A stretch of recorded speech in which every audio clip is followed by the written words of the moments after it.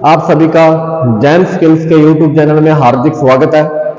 तो आप सभी को जैसे हमने कल एक क्लास ली थी WCS की, WCS के अंदर कल किया था रेशियो एंड प्रोपोर्शन यानी कि अनुपात और समानुपात। तो आज इसके बाद नेक्स्ट क्लास है परसेंटेज यानी कि प्रतिशत की।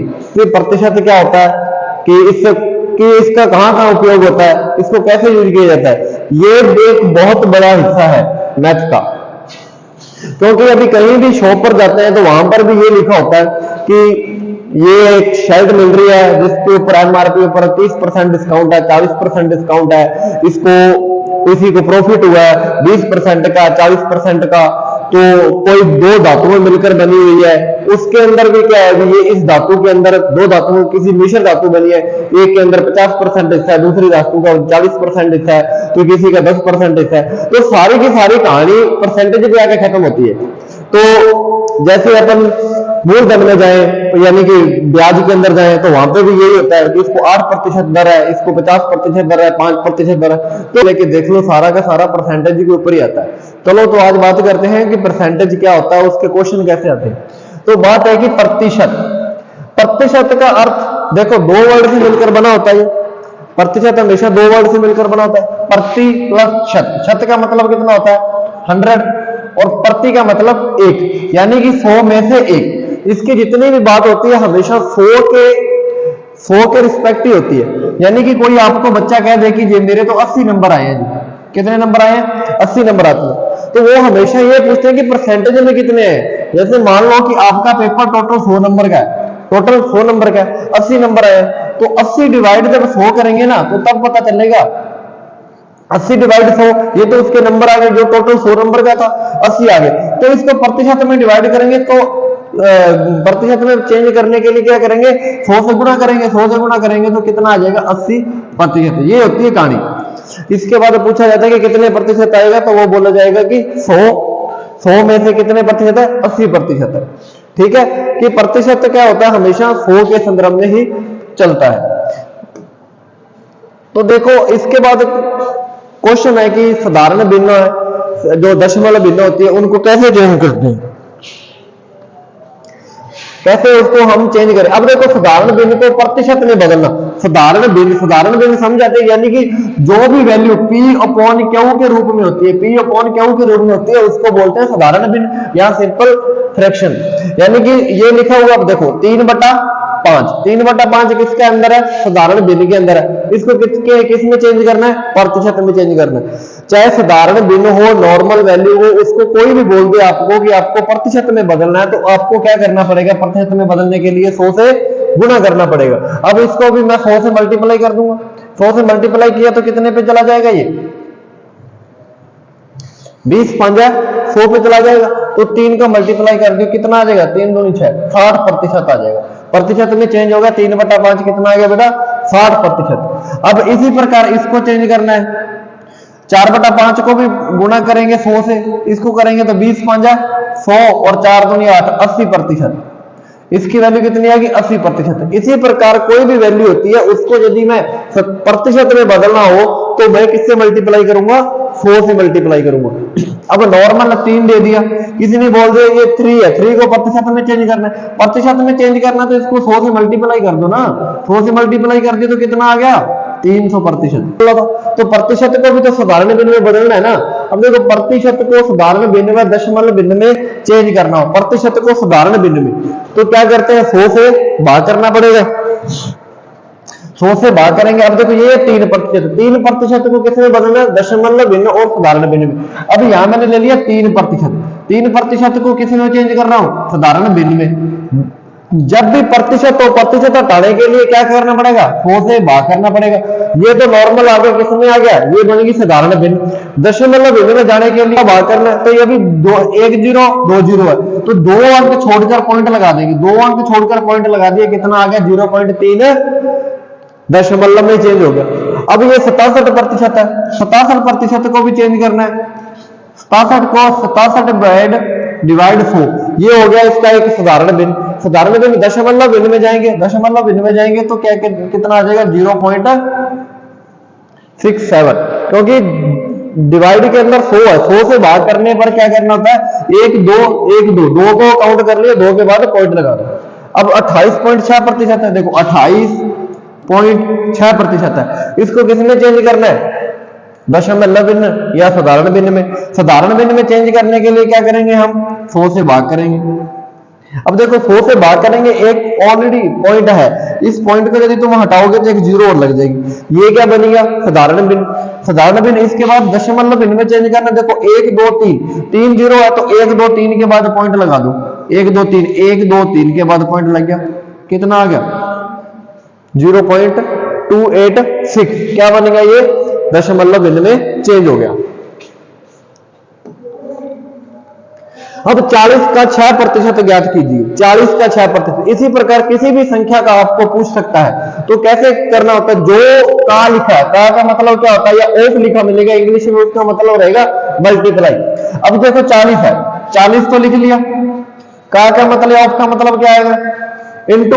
अब 6 है, प्रतिशत कहीं भी लगाओ, प्रतिशत को हटाने के लिए उस संख्या के डिवाइड में आएगा, उस संख्या के क्या आएगा, डिवाइड में आएगा। 6 आ गया बेटा, इसके बाद मैंने हटा लिया, प्रतिशत आया, डिवाइड में आ गया।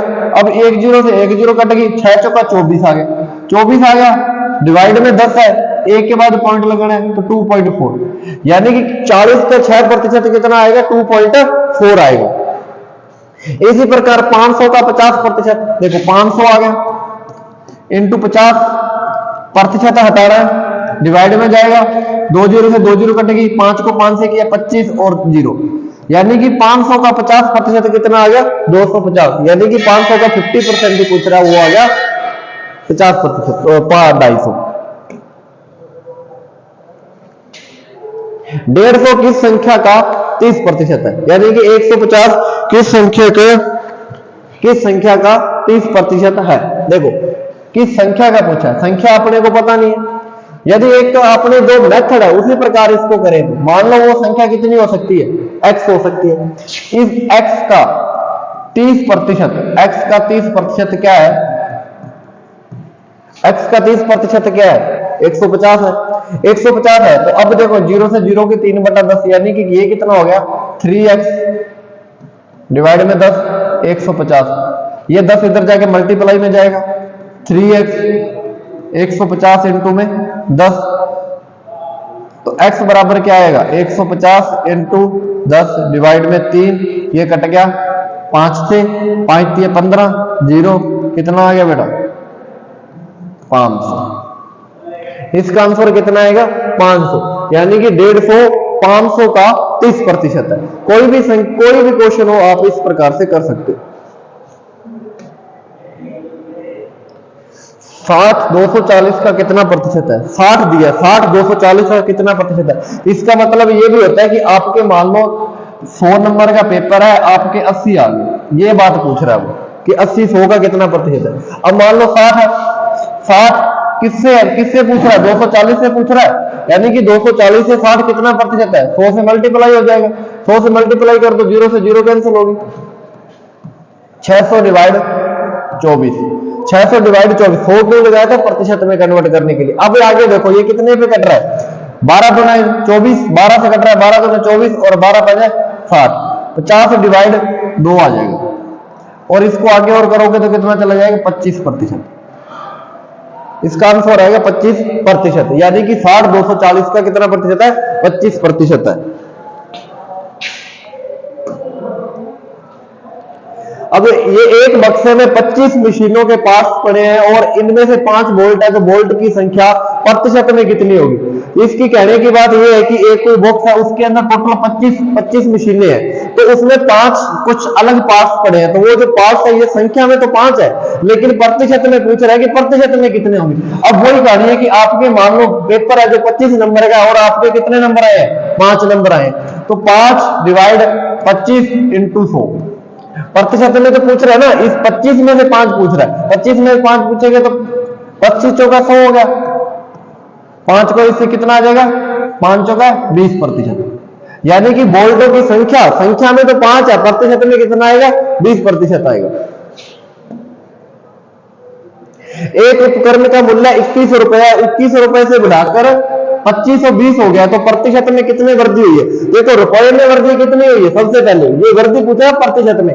2100 रुपए थे, यानी कि कोई संख्या कि किसी से पैसे लिए 2100 रुपए लिया, और उसने जब मान लो वापिस करे तो कितने कर दिए? 2520 रुपए वापिस कर दिए। एक्स्ट्रा रुपए में कितने करे? 2520 माइनस 2100 कितना आ जाएगा? 420 रुपए। ये तो उसने कर दिए कितने में? 420 रुपए, यानी कि रुपए के अंदर 420 करे, प्रतिशत में कितना करा होगा? अब देखो वैल्यू कितनी है? 420 है। बड़ी कहां से है? 2100 से बड़ी है ना, 2100 से बढ़कर 2520 हुई है, तो 2100 से बड़ी है, 2100 डिवाइड में आ जाएगा इंटू 100। 100 हमेशा प्रतिशत के लिए आता है, किसी भी चीज को कन्वर्ट करने के लिए प्रतिशत में 100 से मल्टीप्लाई करेंगे। 2 जीरो से 2 जीरो कटेगी, 21 दूना 42, कितने बड़ी है? 20%। सिंपल सी कहानी है, कोई भी है वही आपके, यानी कि जैसे अपने नंबर वाली बात है ना, वही है। 2100 में से 420 नंबर आ गए, प्रतिशत में पूछ लिया, 100 से डिवाइड कर दिया, तो प्रतिशत में है 20%, और रुपए में पूछेगा तो 420 रुपए बढ़ रहे हैं। एक 30 केजी के बॉक्स की ढलाई में जिंक 40% है और कॉपर 40% है। कॉपर का भार ज्ञात करना है, कि यानी कि दो मेटल है, दो मेटल से मिलकर एक वस्तु बनी है, जिसके अंदर क्या है? एक तो क्या है? एक तो जिंक है। जिंक कितने प्रतिशत है? 40%। जिंक 40% है, और दूसरा कौन सा है? कॉपर। कॉपर कितने प्रतिशत है?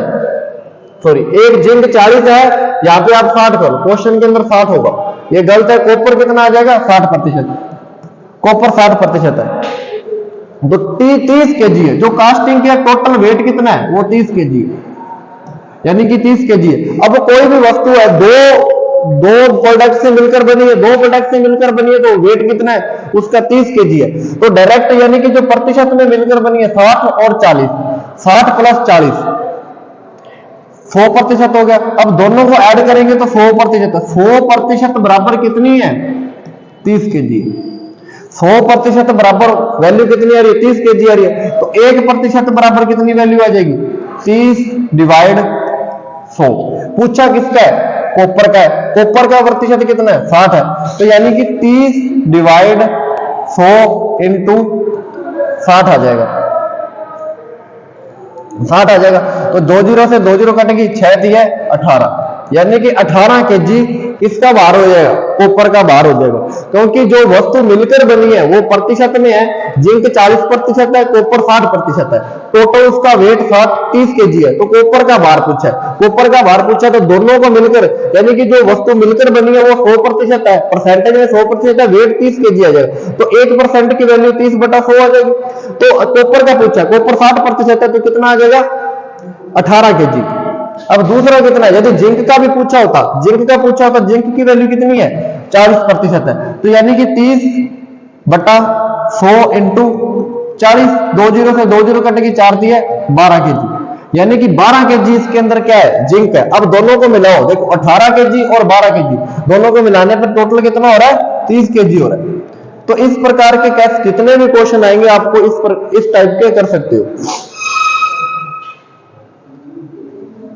अब ये है कि 5 से 1/3% को भिन्न में चेंज करना, सिर्फ भिन्न में पूछा इसने। भिन्न में चेंज करने के लिए सबसे पहले जो ये मिश्रित भिन्न दे रखी है, इसको कन्वर्ट करना पड़ेगा। इसको कन्वर्ट करने के लिए क्या करना होता है?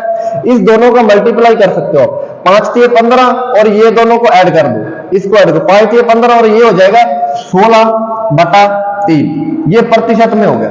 अब इसको भिन्न में चेंज करना है। आपको पहले बताया कि प्रतिशत हटाने के लिए क्या करना पड़ेगा?